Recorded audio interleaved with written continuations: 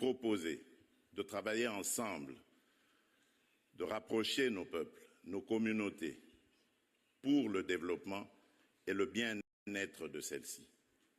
À aucun moment, je n'ai affiché une attitude belliqueuse, quelle qu'elle soit, à l'égard du Rwanda ou de l'Ouganda ou d'un autre de nos 9 voisins. Aujourd'hui, nous vivons cette situation et nous sommes les deux seuls capables d'arrêter cette escalade.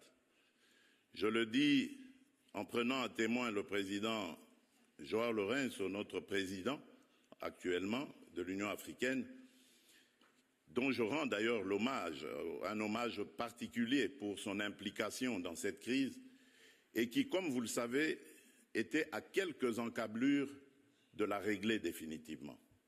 Mais malheureusement, sans aucune raison, en tout cas je n'en ai jamais entendu jusqu'à ce jour, vous avez boycotté cette cérémonie alors que nous étions à 98% déjà de recouvrer une paix durable. Mais il n'est pas trop tard pour bien faire. Et c'est pour ça que je prends à témoin ce forum et à travers lui le monde entier pour vous tendre la main, Monsieur le Président, à ce que nous fassions la paix des braves. Et cela demande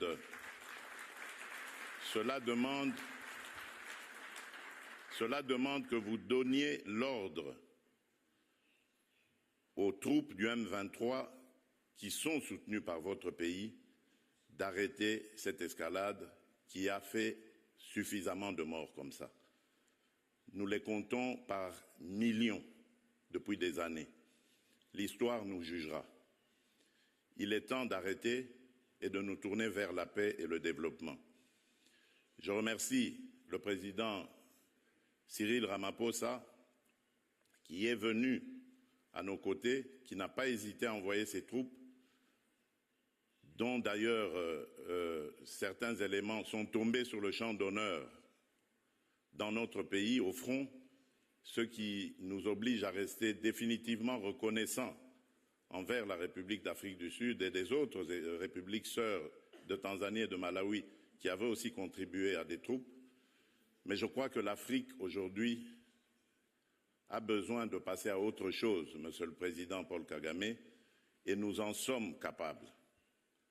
Prenons simplement le courage de nous regarder en face, de dire ce qui ne va pas et de prendre les décisions les bonnes pour nos populations. Et donc, le plaidoyer